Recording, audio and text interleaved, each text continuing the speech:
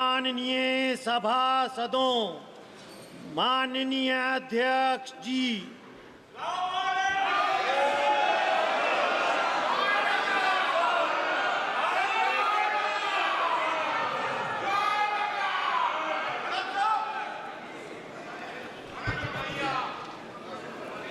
माननीय सदस्यगण,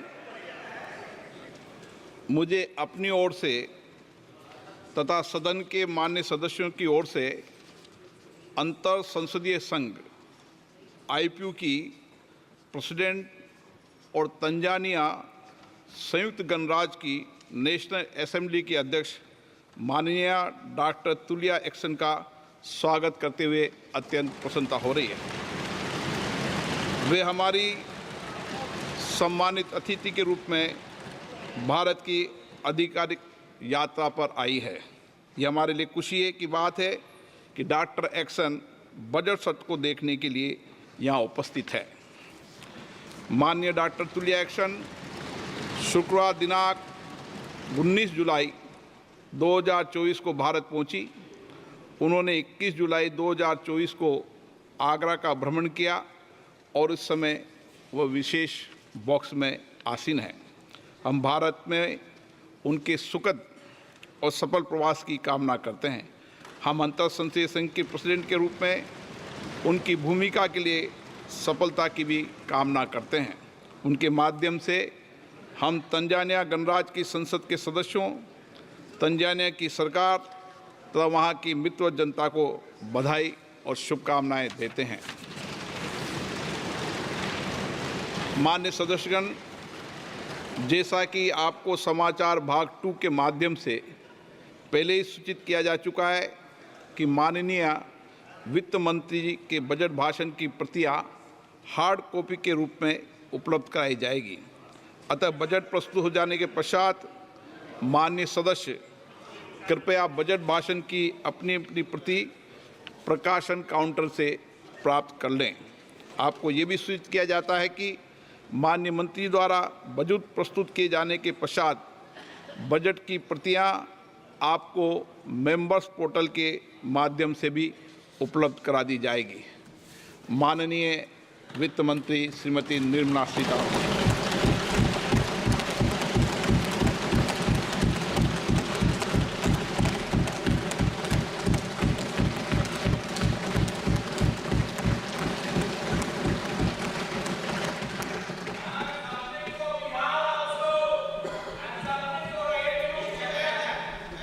Honorable Speaker, I present the budget for 24-25. Introduction. The people of India have reposed their faith in the government led by Honorable Prime Minister Shri Narendra Modi and re-elected it for a historic third term under his leadership.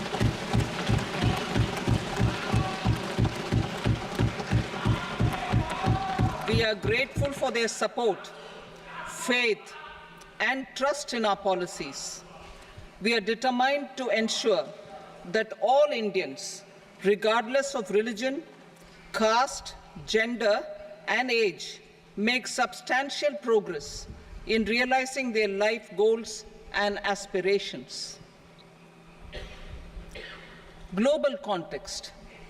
The global economy, while performing better than expected, is still in the grip of policy uncertainties.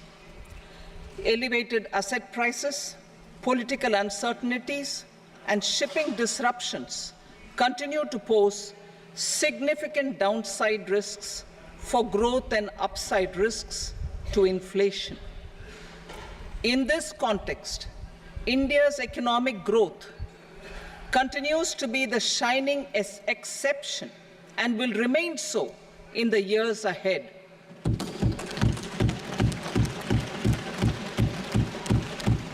India's inflation continues to be low, stable, and moving towards the 4% target. Core inflation, that is non-food and non-fuel, currently is 3.1%. Steps are being taken to ensure supplies of perishable goods reach markets adequately.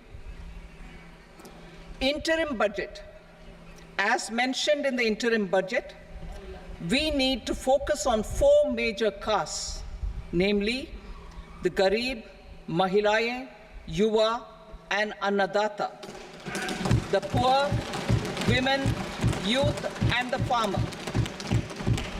For Annadata, we announced higher minimum support prices a month ago for all major crops, delivering on the promise of at least a 50% margin over costs. Pradhan Mantri Garib Kalyan Anna Yojana was extended for 5 years, benefiting more than 80 crore people.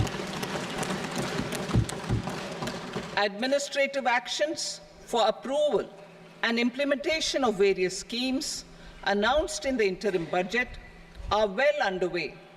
The required allocations have been made. Budget theme. Turning attention to the full year and beyond in this budget, we particularly focus on employment, skilling, MSMEs, and the middle class. I am happy to announce the Prime Minister's package of 5 schemes and initiatives to facilitate employment, skilling, and other opportunities for 4.1 crore youth over a 5-year period, with a central outlay of 2 lakh crore rupees. I will speak about them shortly, while more details may be seen in the annexure. This year, I've made a provision of 1.48 lakh rupees, 1.48 lakh crore rupees for education, employment, and skilling. Budget priorities. The people have given a unique opportunity to our government to take the country on the path of strong development and an all-round prosperity. In the interim budget, we promised to present a detailed roadmap for our pursuit of Vikasit Bharat. In line with the strategy set out in the interim budget, this budget envisages sustained efforts on the following 9 priorities for generating ample opportunities for all. Number 1, productivity and resilience in agriculture. Number 2, employment and skilling. Number 3, inclusive human resource development and social justice. 4, manufacturing and services. 5, urban development. 6, energy security. 7, infrastructure. 8, innovation, research and development. And 9, next generation reforms. Subsequent budgets will build on these and add more priorities and actions. A more detailed formulation will be carried out as part of the economic policy framework, about which I will speak later in this speech. This budget details some of the specific actions to be initiated in the current year towards fulfillment of these priorities, with potential for transformative changes. The budget also covers some of the previously made announcements, with intent to strengthen them and step up their implementation for expediting our journey towards the goal of Vikasit Bharat. Priority 1, productivity and resilience in agriculture. Transforming agricultural research. Our government will undertake a comprehensive review of the agricultural research setup to bring the focus on raising productivity and developing climate-resilient varieties. Funding will be provided in challenge mode, including to the private sector. Domain experts, both from the government and outside, will oversee the conduct of such research. Release of new varieties. New 109 high-yielding and climate-resilient varieties of 32 field and horticultural crops will be released for cultivation by farmers. Natural farming. In the next 2 years, 1 crore farmers across the country will be initiated into natural farming, supported by certification and branding. Implementation will be through scientific institutions and willing gram panchayats. 10,000 need-based bio-input resource centers will be established. Missions for pulses and oilseeds. For achieving self-sufficiency in pulses and oilseeds, we will strengthen their production, storage, and marketing. As announced in the interim budget, a strategy is being put in place to achieve Atmanirbharta for oilseeds such as mustard, groundnut, sesame, soybean, and sunflower. Vegetable production and supply chains. Large-scale clusters for vegetable production will be developed closer to major consumption centers. We will promote farmer-producer organizations, cooperatives, and startups for vegetable supply chains, including for collection and storage and marketing. Digital public infrastructure for agriculture. Buoyed by the success of the pilot project, our government, in partnership with the states, will facilitate the implementation of the digital public infrastructure in agriculture for coverage of farmers and their lands in 3 years. During this year, digital crop survey for Kharif using the DPI will be taken up in 400 districts. The details of 6 crore farmers and their lands will be brought into the farmer and land registries. Further, the issuance of Jan Samarth-based Kisan credit cards will be enabled in 5 policy for systematic, orderly, and all-round development of the cooperative sector.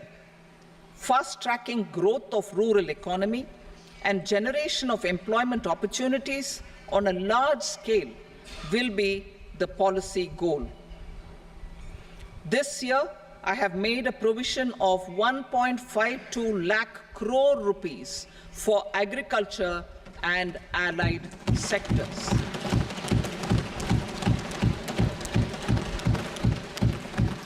Priority 2, employment and skilling. Employment-linked incentive. Our government will implement following 3 schemes for employment-linked incentive as part of the Prime Minister's package.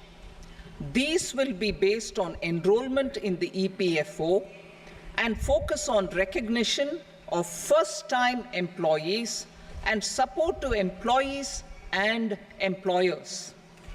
Scheme A, first-timers. This scheme will provide 1 month wage to all persons newly entering the workforce in all formal sectors.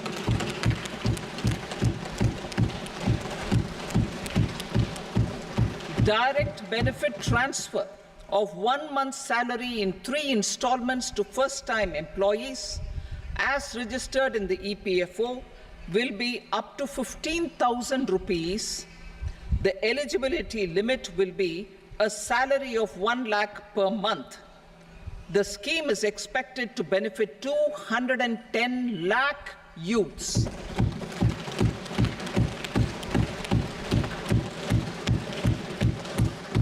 Scheme B, job creation in manufacturing. This scheme will incentivize additional employment in the manufacturing sector linked to the employment of first-time employees.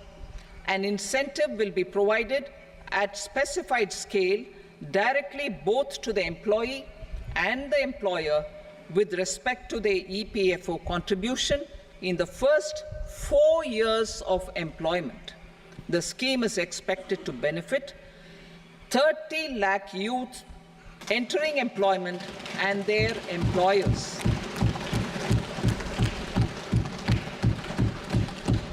Scheme C, support to employers.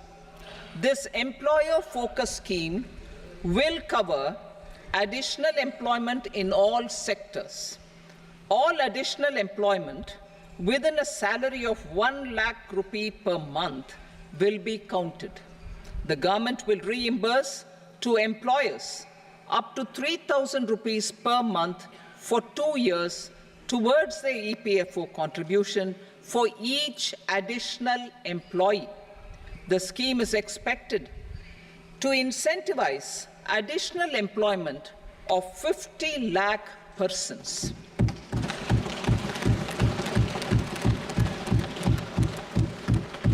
Participation of women in the workforce. We will facilitate higher participation of women in the workforce through setting up of working women hostels in collaboration with industry and establishing creches.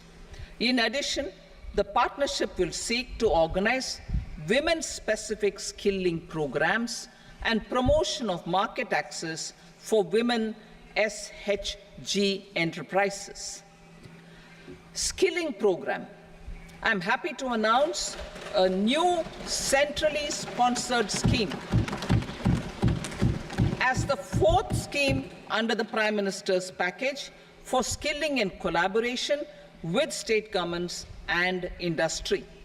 20 lakh youth will be skilled over a 5-year period.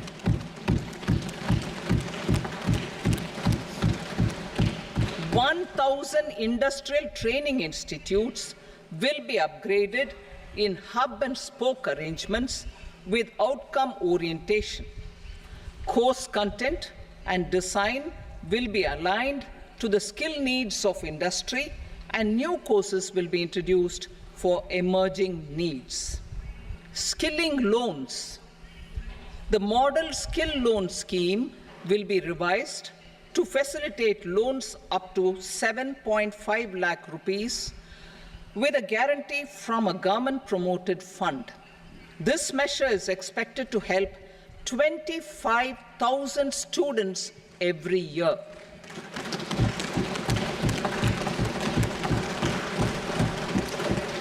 Education loans.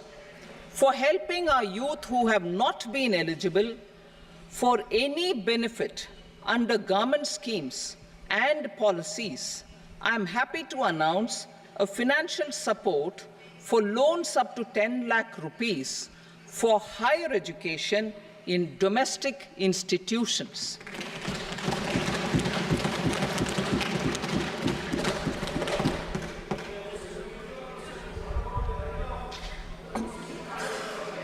E-vouchers for this purpose. E-vouchers for this purpose will be given directly to 1 lakh students every year for annual interest subvention of 3% of the loan amount. Priority 3, inclusive human resource development and social justice, saturation approach. Our government is committed to all-round, all-pervasive and all-inclusive development of people, particularly farmers, youth, women, and the poor. For achieving social justice comprehensively, the saturation approach of covering all eligible people through various programs, including those for education and health, will be adopted to empower them by improving their capabilities.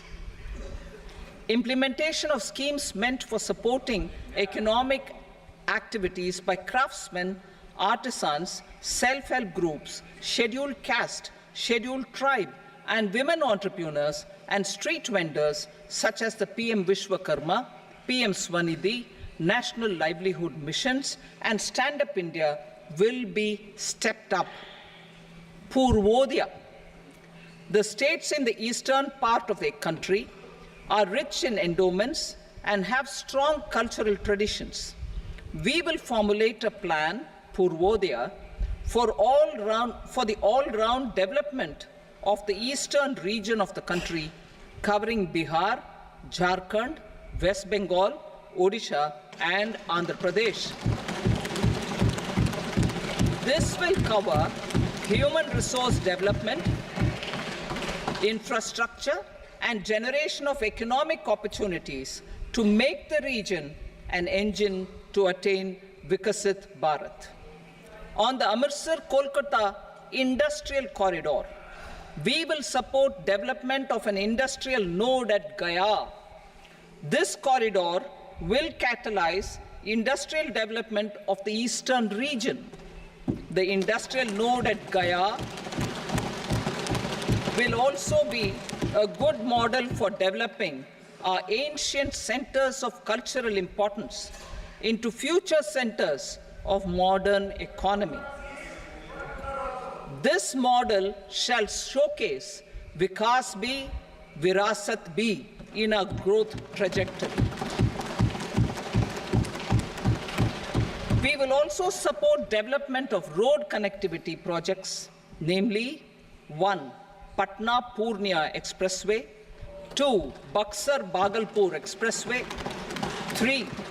Bodh Gaya, Rajgir, Vaishali and Darbhanga spurs, and 4. Additional 2-lane bridge over River Ganga at Buxar at a total cost of 26,000 crore rupees.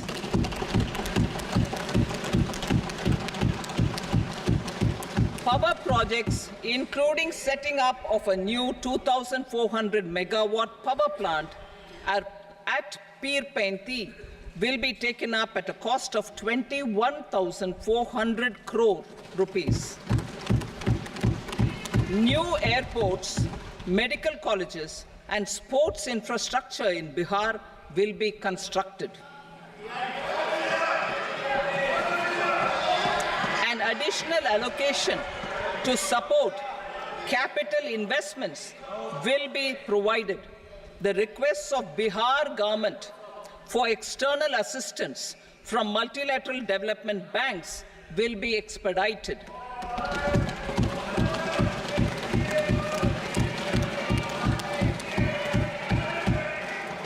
Andhra Pradesh Reorganization Act. Our government has made concerted efforts to fulfill the commitments in Andhra Pradesh Reorganization Act.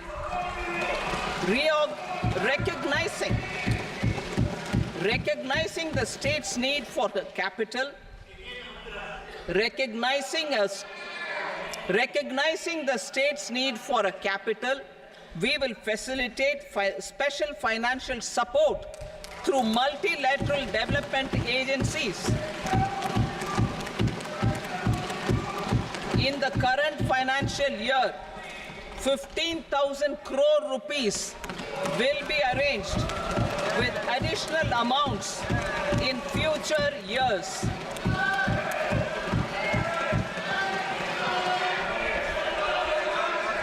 Our government is fully committed to financing and early completion of the Polavaram irrigation project, which is the lifeline for Andhra Pradesh and its farmers. This will facilitate our country's food security as well. Under the Andhra Pradesh Reorganization Act, for promoting industrial development, funds will be provided for essential infrastructure such as water, power, railways, and roads in Kopparthi node on the Visakhapatnam-Chennai Industrial Corridor and Varavakal node on the Hyderabad-Bangalore Industrial Corridor. An additional allocation will be provided this year towards capital investment for economic growth. Grants for backward regions of Rayalaseema, Prakasham, North Coastal Andhra, as stated in the Act, will be provided. PM Awas Yojana.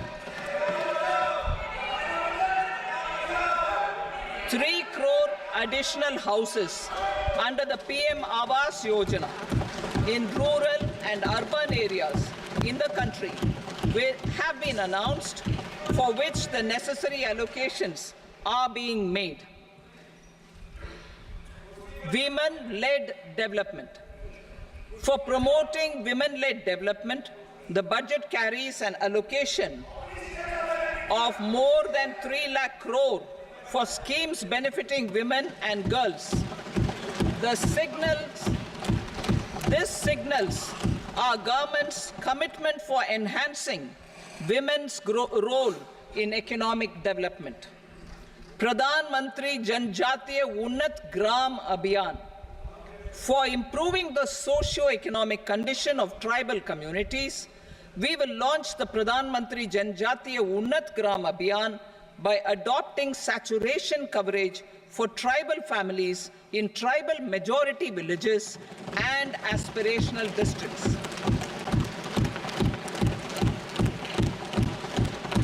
This will cover 63,000 villages, benefiting 5 crore tribal people.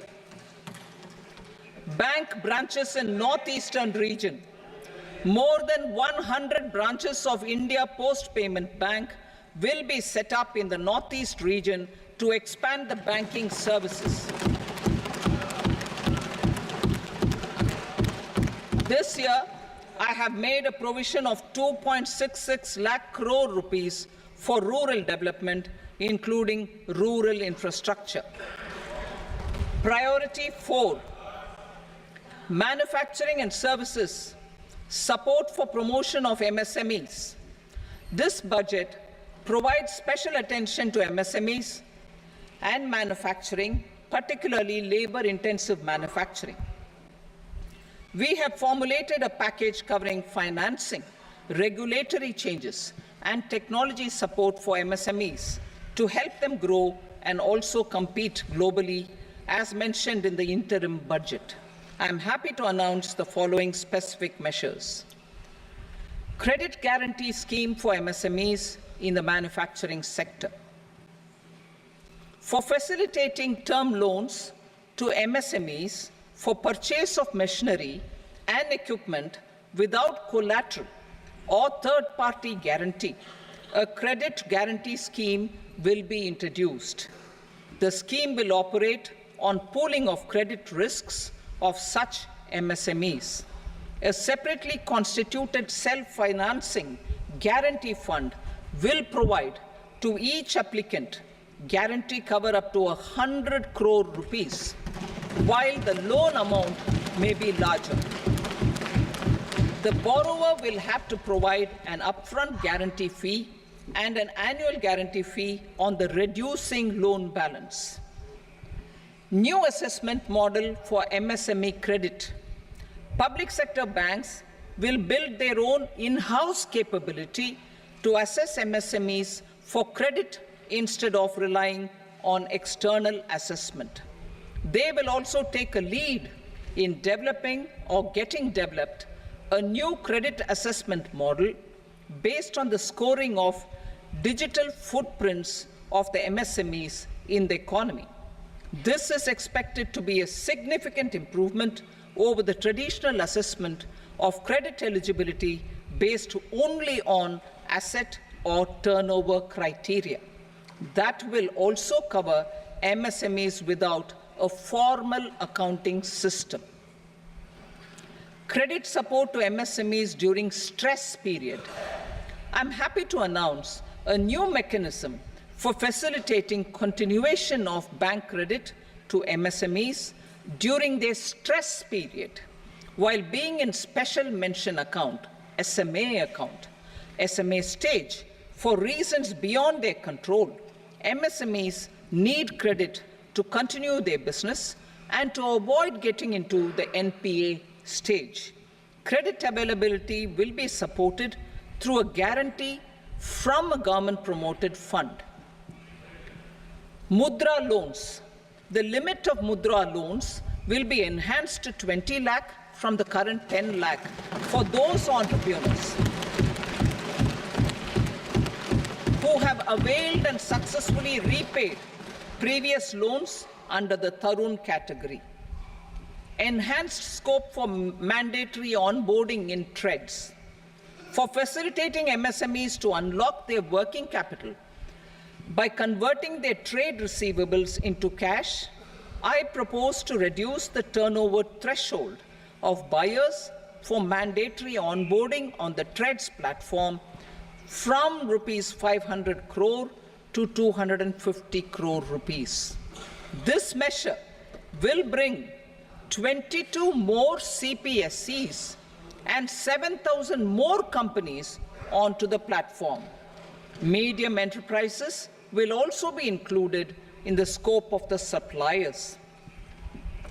SIDBI branches in MSME clusters. SIDBI will open new branches to expand its reach to serve all major MSME clusters within 3 years and provide direct credit to them.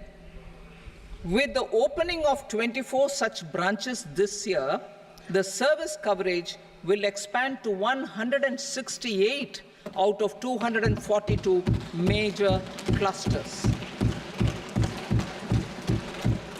MSME units for food irradiation, quality and safety testing.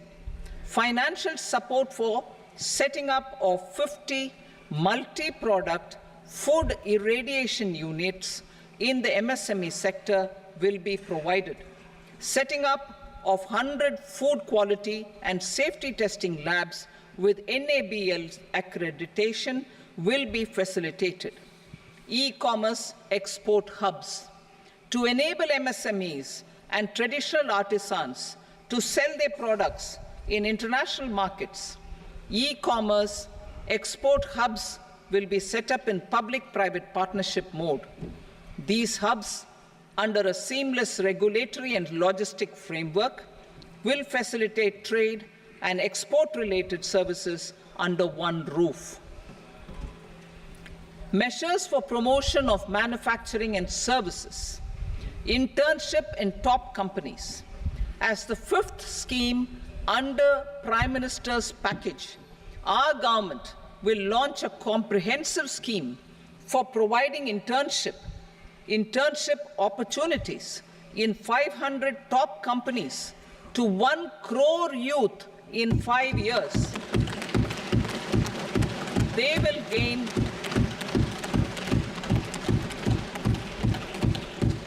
will gain exposure for 12 months to real-life business environment, varied professions, and employment opportunities.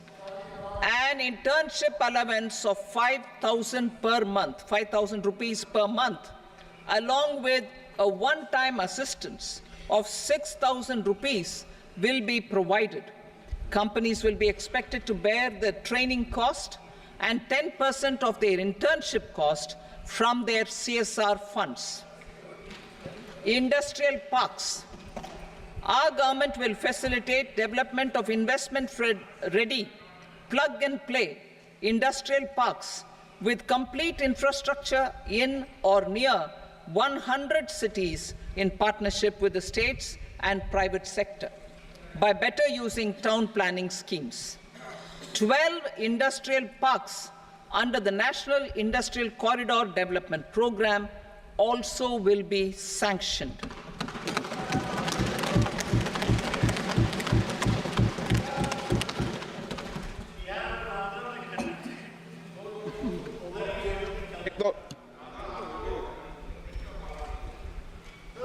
Veggie paper, no. Please, Petty.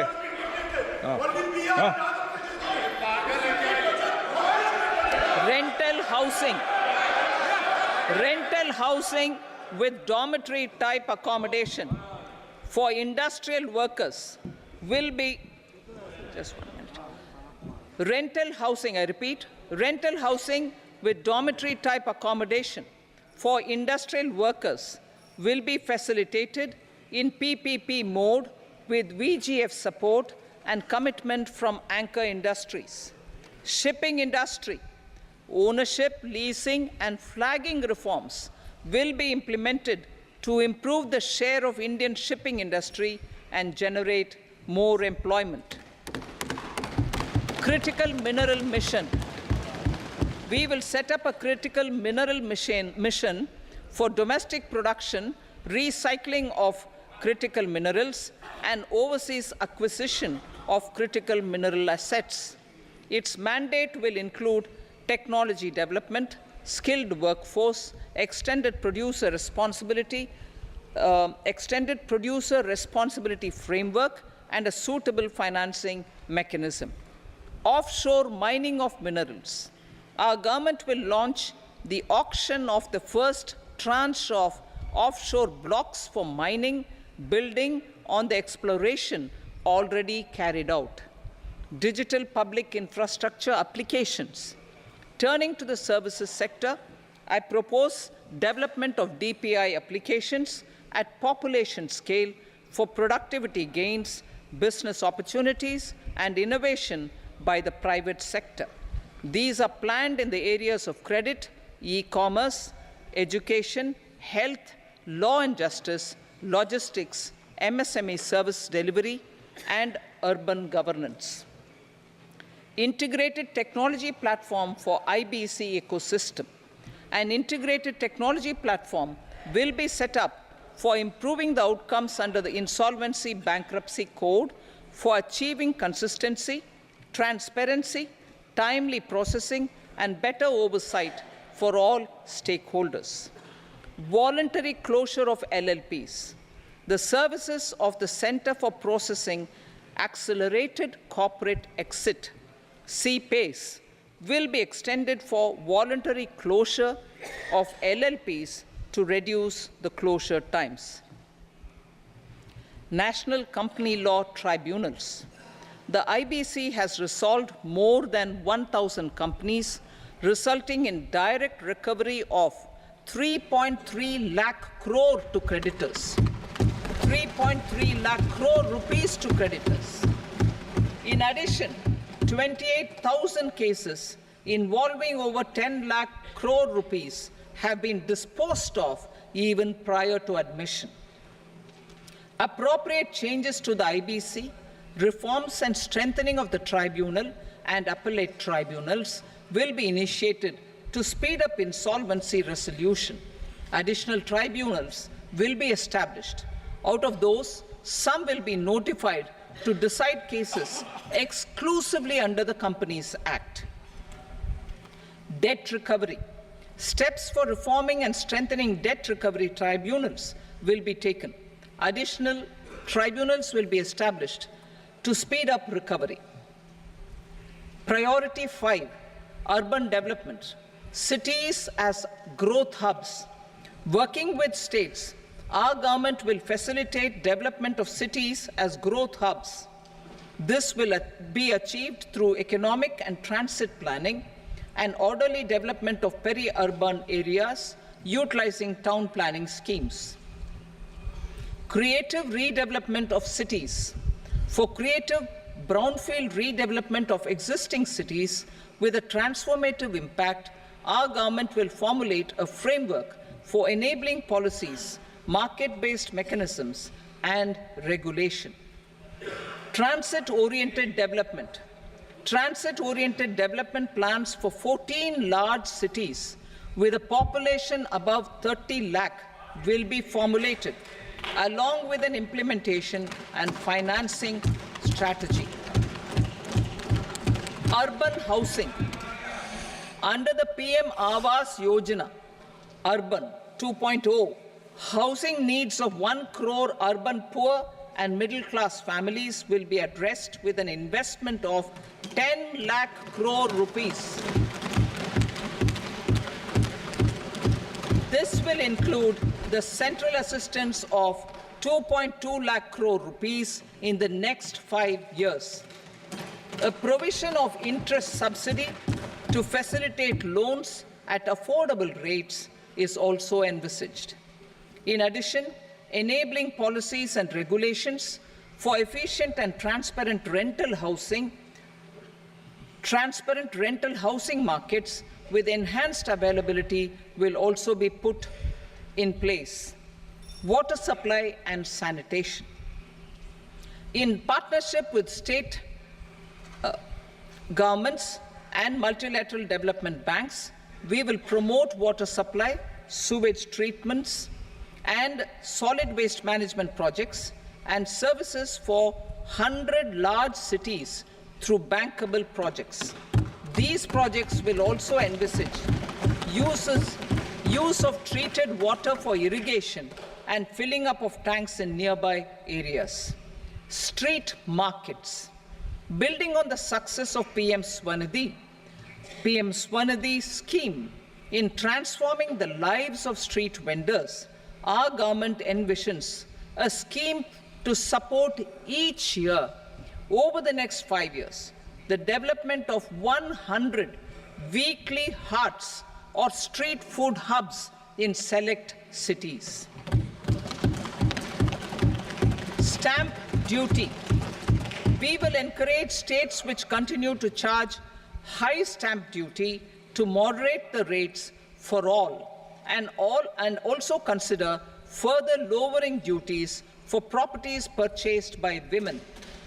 This reform will be made an essential component of urban development schemes. Priority 6, energy security, energy transition. In the interim budget, I had announced our strategy to sustain high and more resource-efficient economic growth, along with the energy security in terms of availability, accessibility, and affordability. We will bring out a policy document on appropriate energy transition pathways that balances the imperatives of employment, growth, and environmental sustainability. PM Surya Ghar Muft Bijli Yojana. PM Surya Ghar Muft Bijli Yojana. In line with the announcement in the interim budget,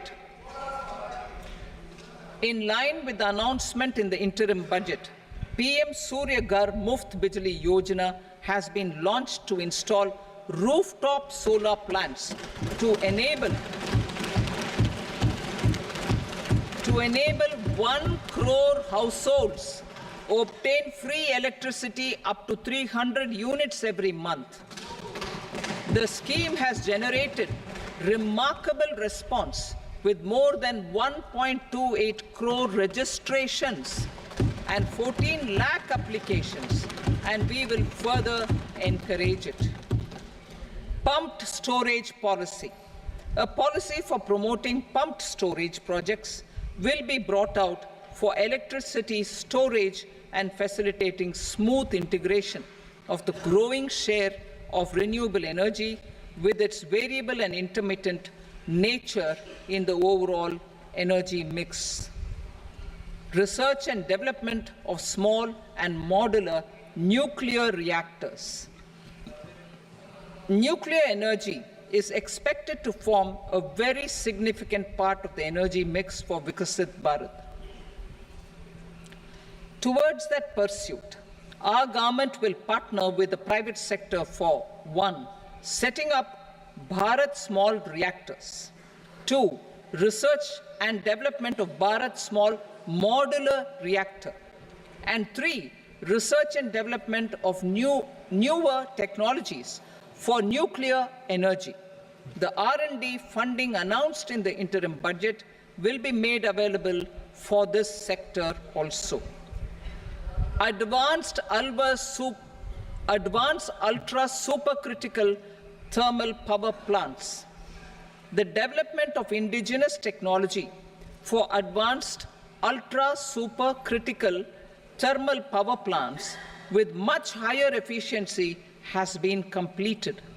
A joint venture between NTPC and BHEL will set up a full-scale 800 megawatt commercial plant using AUSC technology.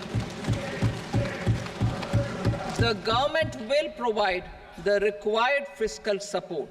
Moving forward, development of indigenous capacity for the production of high-grade steel and other advanced metallurgy materials for these plants will result in strong spin-off benefits for the economy.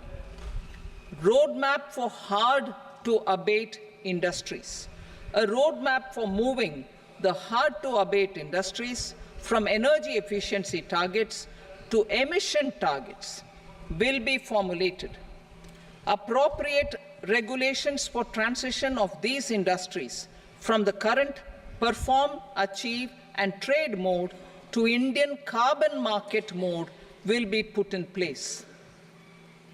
Support to traditional micro and small industries. An investment-grade energy audit of traditional micro and small industries in 60 clusters, including brass and ceramic, will be facilitated. Financial support will be provided for shifting them to cleaner forms of energy and implementation of energy efficiency measures. The scheme will be replicated in another 100 clusters in the next phase. Priority 7, infrastructure investment by central government. Significant investment the central government has made over the years in building and improving infrastructure has had a strong multiplier effect on the economy. We will endeavor to maintain strong fiscal support for infrastructure over the next 5 years in conjunction with imperatives of other priorities and fiscal consolidation. This year, I have provided 11,11,111 crore rupees for capital expenditure. This would be 3.4% of our GDP. Infrastructure investment by state governments. We will encourage states to provide support of similar scale for infrastructure, subject to their development priorities. A provision of 1.5 lakh crore rupees for long-term interest-free loans have been made this year also to support the states in their resource allocation. Private investment in infrastructure.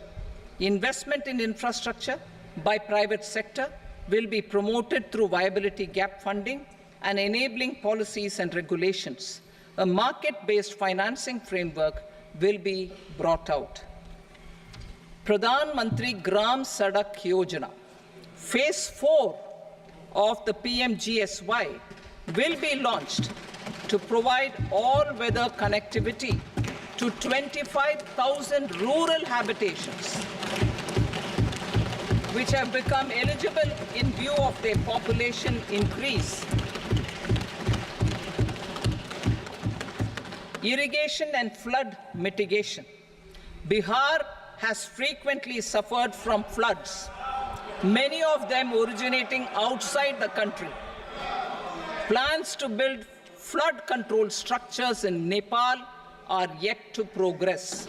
Our government, through the Accelerated Irrigation Benefit Program and other sources, will provide financial support for projects with estimated cost of 11,500 crore rupees,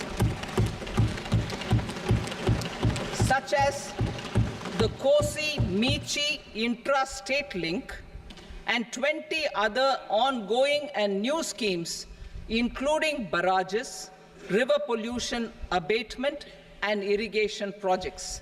In addition, survey and investigation of Kosi-related flood mitigation and irrigation projects will be undertaken.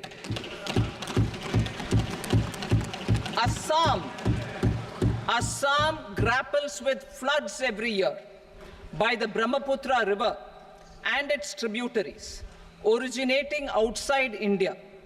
We will provide assistance to Assam for flood management and related projects.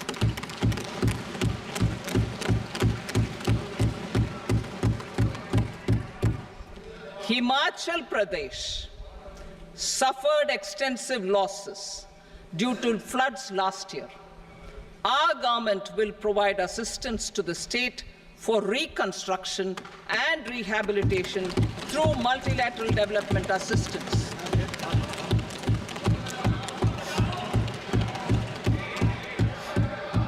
भेदभाव के Uttarakhand too suffered losses due to cloudbursts and massive landslides. We will provide assistance to the state. Recently, Sikkim witnessed devastating flash floods and landslides that wreaked havoc across the state. Our government will provide assistance to the state. Tourism has always been a part of our civilization. Our efforts in positioning India as a global tourist destination will also create jobs, stimulate investments, and unlock economic opportunities for other sectors. In addition to the measures outlined in the interim budget, I propose the following measures. Vishnupad Temple at Gaya and Mahabodhi Temple at Bodh Gaya in Bihar are of immense spiritual significance. Comprehensive development of Vishnupad Temple Corridor and Mahabodhi Temple Corridor will be supported, modeled on the successful Kashi Vishwanath Temple Corridor to transform them into world-class pilgrim and tourist destinations. Rajgir holds immense religious significance for Hindus, Buddhists and Jains. The 20th Tirthankara Muniswarata temple in the Jain temple complex is ancient. The Saptarishi or the 7 hot springs form a warm water Brahmkund that is sacred. A comprehensive development initiative for Rajgir will be undertaken. Our government will support the development of Nalanda as a tourist center, besides reviving Nalanda University to its glorious stature. Odisha's scenic beauty, temples, monuments, craftsmanship, wildlife sanctuaries, natural landscapes, and pristine beaches make it an ultimate tourism destination. Our government will provide assistance for their development to Odisha as well.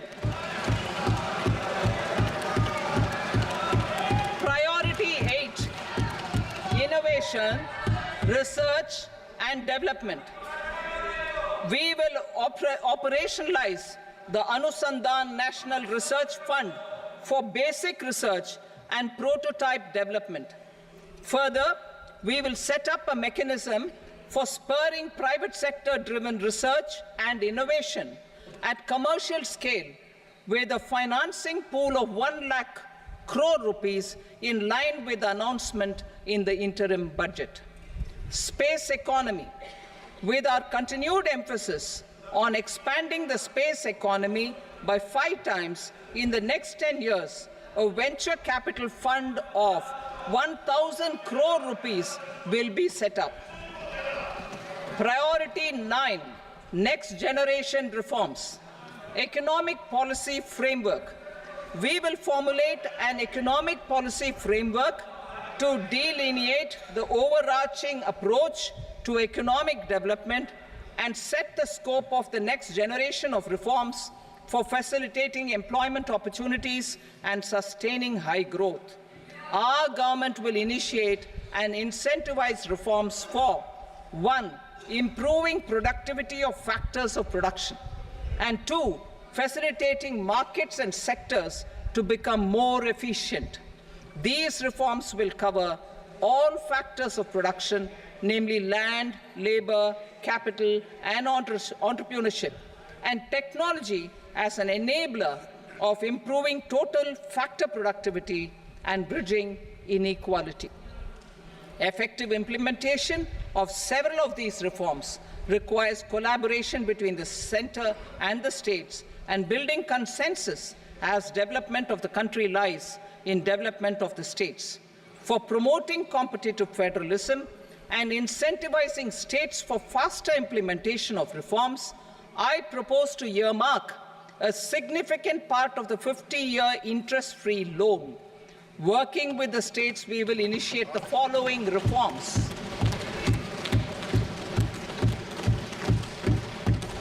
Land-related reforms and actions, both in the rural and urban areas, will cover land administration, will cover 1. Land administration, planning and management, and 2. Urban planning usage and building bylaws. These will be incentivized for completion within the next 3 years through appropriate fiscal support. Rural land-related actions. Rural land-related actions will include 1. Assignment of unique land parcel identification number, UL PIN, or Bhu Aadhaar for all lands. 2. Digitization of cadastral maps. 3. Survey of subdivisions, survey of map subdivisions as per current ownership. 4. Establishment of land registry. And 5. Linking to the farmers registry. These actions will also facilitate credit flow and other agricultural services. Urban land-related actions. Land records in urban areas will be digitized with GIS mapping. An IT-based system for property record administration, updating, and tax administration will be established. These will also facilitate improving the financial position of urban local bodies. Labor-related reforms. Services to labor. Our government will facilitate the provision of a wide array of services to labor, including those for employment and skilling. A comprehensive integration of e-Shram portal with other portals will facilitate such one-stop solution. Open architecture databases for the rapidly changing labor market, skill requirements, and available job roles, and a mechanism to connect job aspirants with potential employers and skill providers will be covered in these services. Shram Suvidha and Samadhan portal. Shram Suvidha and Samadhan portal will be revamped to enhance ease of compliance for industry and trade. Capital and entrepreneurship related reforms, financial sector vision and strategy. For meeting financing needs of the economy, our government will bring out a financial sector vision and strategy document to prepare the sector in terms of size, capacity, and skills. This will set the agenda for the next 5 years and guide the work of the government, regulators, financial institutions, and market participants. Taxonomy for climate finance. We will develop taxonomy for climate finance for enhancing the availability of capital for climate adaptation and mitigation. This will support achievement of the country's climate commitments and green transition. Variable capital company structure. We will seek the required legislative approval for providing an efficient and flexible mode for financing leasing of aircrafts and ships and pooled funds of private equity through a variable company structure. Foreign direct investments and overseas investment. The rules and regulations for foreign direct investment and overseas investments will be simplified to 1. Facilitate foreign direct investments, 2. Nudge prioritization, and 3. Promote opportunities for using Indian rupee as a currency for overseas investment. NPS Vatsalya. NPS Vatsalya, a plan for contribution by parents and guardians for minors, will be started. On attaining the age of majority, the plan can be converted seamlessly into a normal NPS account. Use of technology. We have successfully used technology for improving productivity and bridging inequality in our economy during the past 10 years. Public investment in digital infrastructure and innovations by the private sector have helped in improving access of all citizens, particularly the common people, to market resources, education, health and services. We will step up adoption of technology towards digitalization of the economy. Ease of doing business. For enhancing ease of doing business, we are already working on the Jan Vishwas Bill 2.0. Further, states will be incentivized for implementation of the business reforms, action plans, and digitalization. Data and statistics. For improving data governance, collection, processing and management of data and statistics, different sectoral databases, including those established under the Digital India Mission, will be utilized with active use of technology tools. New pension scheme. The committee to review the NPS has made considerable progress in its work. I am happy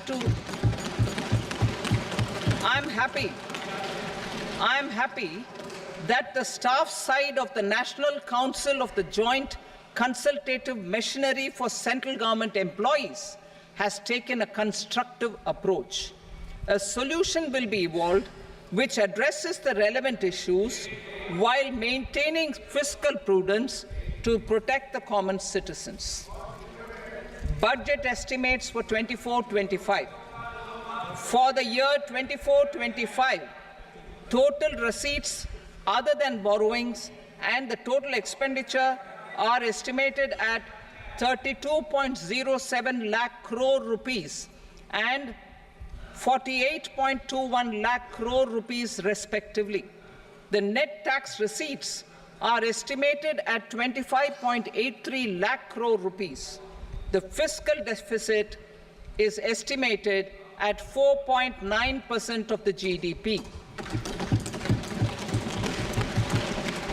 The gross and the net market borrowings through dated securities during 24-25 are estimated at 14.01 lakh crore rupees and 11.63 lakh crore rupees respectively. Both will be less than that in 23-24. The fiscal consolidation path announced by me in 2021 has served our economy very well, and we aim to reach the deficit below 4.5% next year. The government is committed to staying the course. From 2026-27 onwards, our endeavor will be to keep the fiscal deficit each year such that the central government's debt will be on a declining path as percentage of GDP. I will now move to Part B.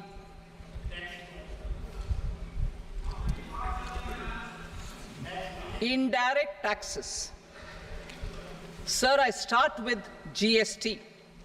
It has decreased tax incidence on the common man, reduced compliance burden and logistics cost for trade and industry, and enhanced revenues of the central and the state governments. It is a success of vast proportions. To multiply the benefits of GST, we will strive to further simplify and rationalize the tax structure and endeavor to expand it to the remaining sectors. My proposals for customs duties intend to support domestic manufacturing, deepen local value addition, promote export competitiveness, and simplify taxation while keeping the interest of the general public and consumers surmount. In Budget 22-23, we reduced the number of customs duty rates. I propose to undertake a comprehensive review of the rate structure over the next 6 months to rationalize and simplify it for ease of trade, removal of duty inversion, and reduction of disputes. I shall now take up sector-specific customs duty proposals. Medicine and medical equipments. To provide relief to cancer patients, I propose to fully exempt 3 more medicines from customs duties.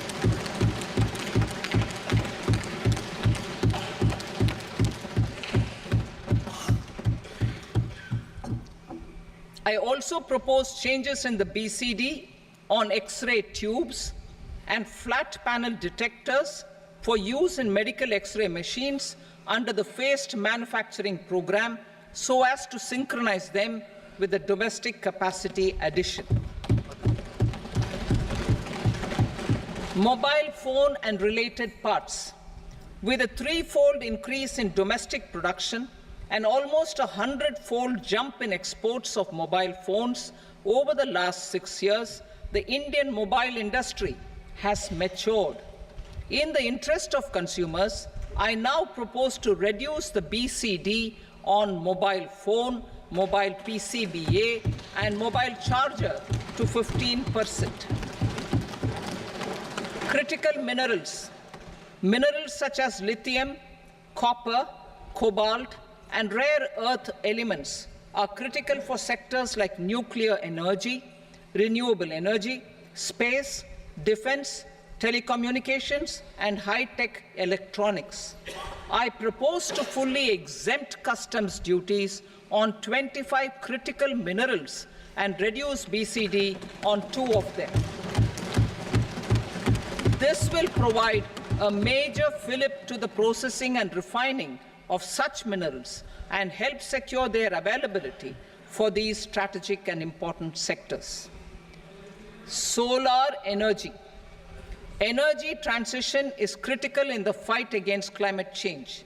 To support energy transition, I propose to expand the list of exempted capital goods for use in the manufacture of solar cells and panels in the country. Further, in view of sufficient domestic manufacturing capacity of solar gas, glass, and tinned copper interconnect, I propose not to extend the exemption of custom duties provided to them. Marine products. India's seafood exports in the last financial year touched an all-time high of more than 60,000 crores of rupees. Frozen shrimp accounted for about 2/3 of these exports. To enhance their competitiveness, I propose to reduce BCD on certain broodstock, polychaete worms, shrimp, and fish feed to 5%. I also propose to exempt customs duty on various inputs for manufacture of shrimp and fish feed. Leather and textile. Similarly, to enhance the competitiveness of exports in the leather and textile sectors, I propose to reduce BCD on real down-filling material from duck or goose. I am also making additions to the list of exempted goods for manufacture of leather and textile garments, footwear, and other leather articles for export. To rectify inversion in duty, I propose to reduce BCD subject to conditions on methylene diphenyl diisocyanate, MDI, for manufacture of spandex yarn from 7.5 to 5%. Furthermore, the export duty structure on raw hides, skin, and leather is proposed to be simplified and rationalized. Precious metals. To enhance domestic value addition in gold and precious metal jewelry in the country, I propose to reduce customs duties on gold and silver to 6% and that of platinum to 6.4%. Other metals. Steel and copper are important raw materials. To reduce their cost of production, I propose to remove the BCD on ferronickel and blister copper. I am also continuing with nil BCD on ferrous scrap and nickel cathode and concessional BCD of 2.5% on copper scrap. Electronics. To increase value addition in the domestic electronics industry, I propose to remove the BCD subject to conditions on oxygen-free copper for manufacture of resistors. I also propose to exempt certain parts for manufacture of connectors. Chemicals and petrochemicals. To support existing and new capacities in the pipeline, I propose to increase the BCD on ammonium nitrate from 7.5% to 10%. Plastics. PVC flex banners are non-biodegradable and hazardous for environment and health. To curb their imports, I propose to raise the BCD on them from 10 to 25%. Telecommunication equipment. To incentivize domestic manufacturing, I propose to increase the BCD from 10 to 15% on PCBA of specified telecom equipment. Trade facilitation. To promote domestic aviation and boat and ship MRO, I propose to extend the period for export of goods imported for repairs from 6 months to 1 year. I'll read that again. To promote domestic aviation and boat and ship maintenance, repair and operations, I propose to extend the period for export of goods imported for repairs from 6 months to 1 year. In the same vein, I propose to extend the time limit for re-import of goods for repairs under warranty from 3 to 5 years. I now move to direct taxes.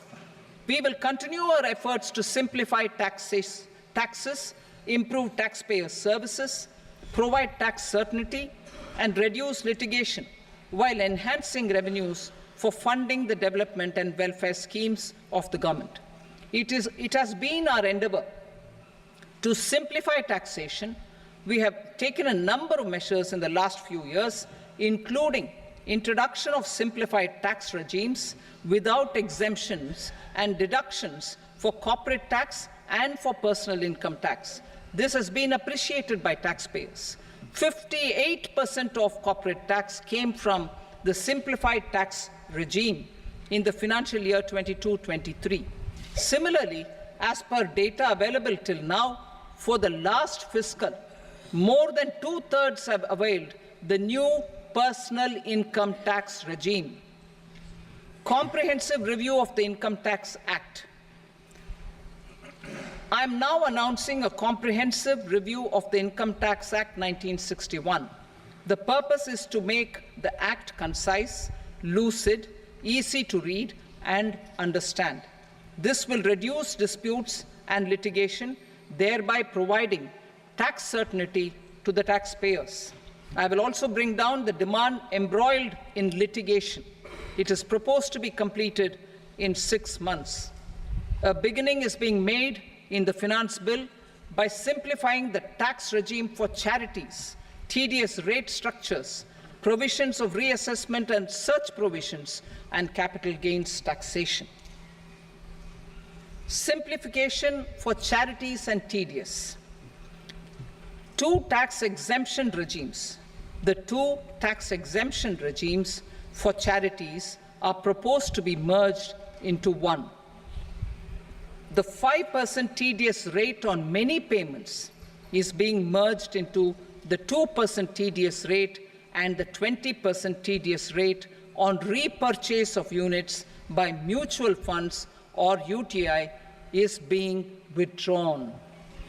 TDS rate on e-commerce operators is proposed to be reduced from 1 to 0.1%. Moreover, credit of TCS is proposed to be given in the TDS to be deducted on salary. Further, I propose to decriminalize delay for payment of TDS up to the due date of filing statement for the same. I also plan to provide a standard operating procedure for TDS defaults and simplify and rationalize the compounding guidelines for such defaults. Simplification of reassessment. I propose to thoroughly simplify the provisions for reopening and reassessment. An assessment hereinafter can be reopened beyond 3 years from the end of the assessment year only if the escaped income is 50 lakh rupees or more, up to a maximum period of 5 years from the end of the assessment year. Even in such cases, a time limit of 6 years before the year of the search, as against the existing time limit of 10 years, is being proposed. This will reduce tax uncertainty and disputes. Simplification and rationalization of capital gains.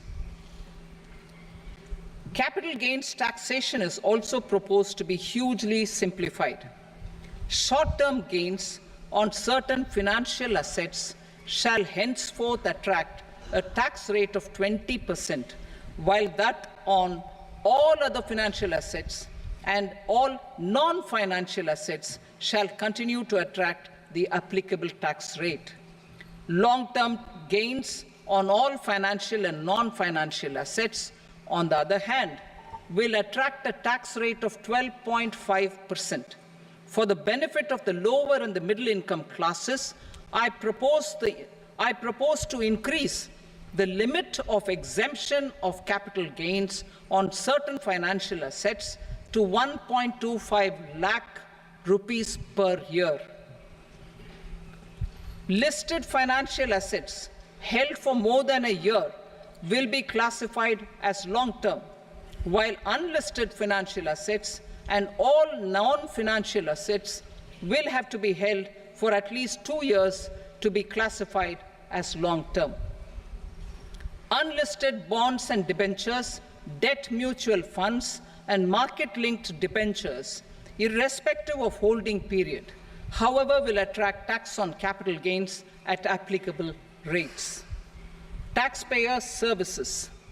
All the major taxpayer services under GST and most services under customs and income tax have been digitalized.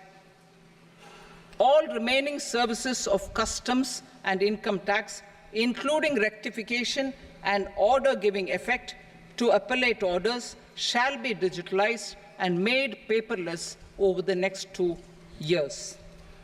Litigation and appeals. While our concerted efforts to reduce pendency of appeals at various appellate fora are beginning to show good results, it will continue to engage our highest attention. To dispose of the backlog of first appeals, I plan to deploy more officers to hear and decide such appeals, especially those with large tax effect. For resolution of certain income tax disputes pending an appeal, I am also proposing Vivad Se Vishwas Scheme 2024. Further, I propose to increase monetary limits for filing appeals related to direct taxes, excise, and service tax in the tax tribunals, high courts, and Supreme Court to 60 lakh rupees, 2 crore rupees, and 5 crore respectively. With a view to reduce litigation and provide certainty in international taxation, we will expand the scope of safe harbor rules and make them more attractive. We will also streamline the transfer pricing assessment procedure.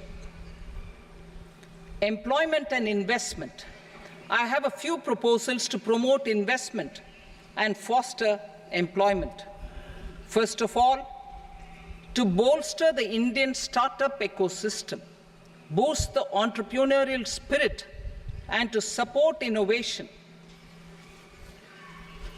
I propose to abolish the so-called angel tax for all classes of investors.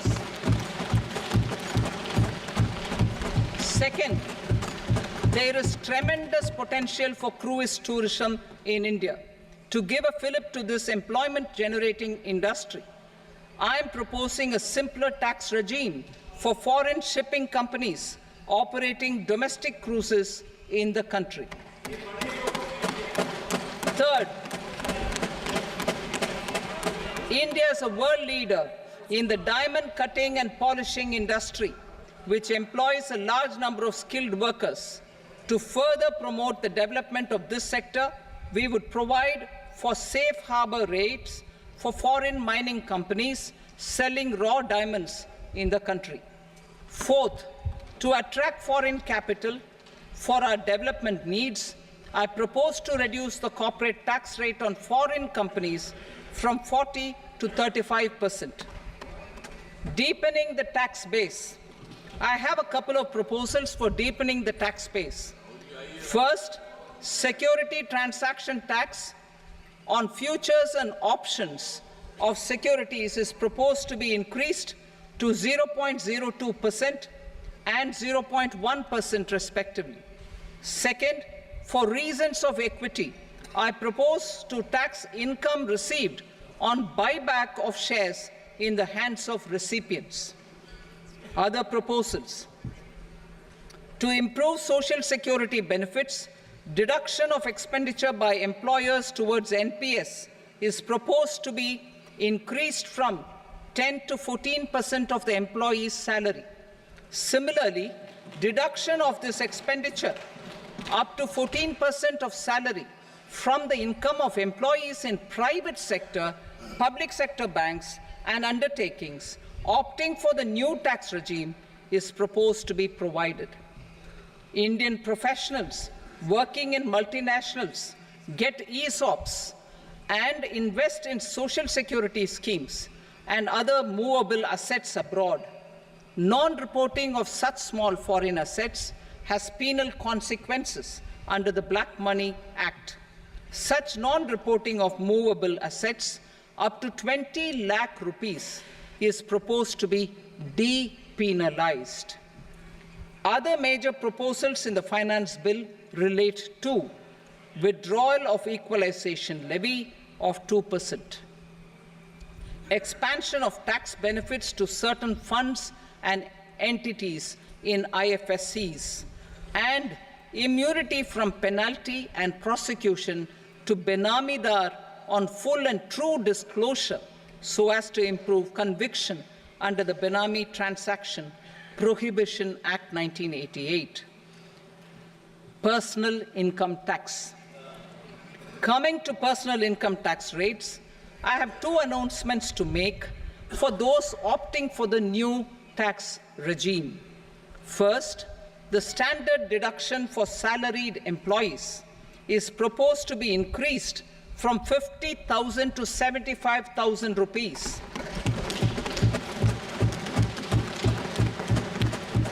Similarly, deduction on family pension for pensioners is proposed to be enhanced from 15,000 to 25,000 rupees. This will provide relief to about 4 crore salaried individuals and pensioners.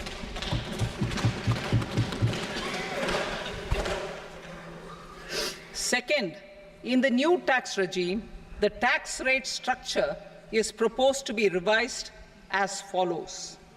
0 to 3 lakh rupees, nil. 3 to 7 lakh rupees, 5%. 7 to 10 lakh rupees, 10%. 10 to 12 lakh rupees, 15%. 12 to 15 lakh rupees, 20%. And above 15 lakh rupees, 30%. As a result of these changes, a salaried employee in the new tax regime stands to save up to 17,500 rupees in income tax.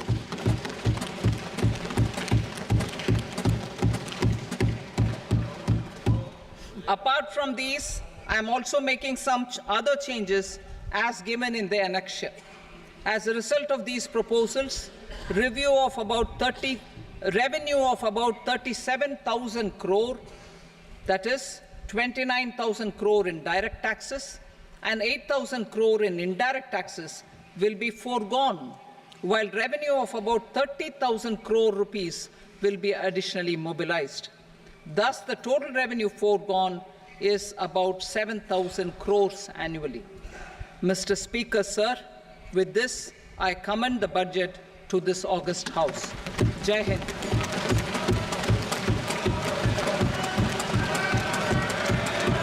Item number 2. Item number 2.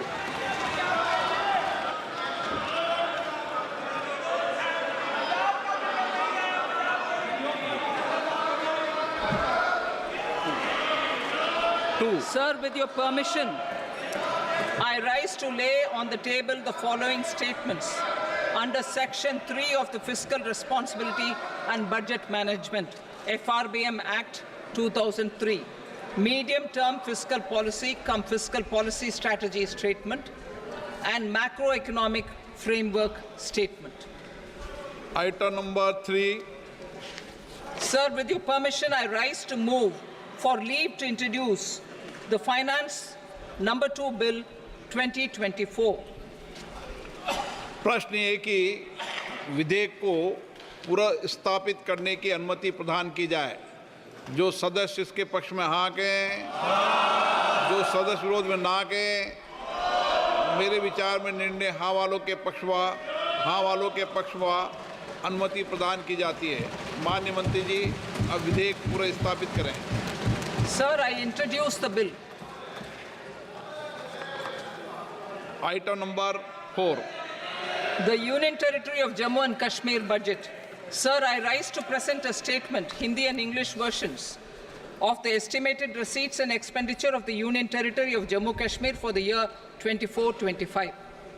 सभा की कार्रवाई कल बुधवार दिनांक 24 जुलाई 2024 को प्राप्त 11 बजे तक के लिए स्थगित की जाती है।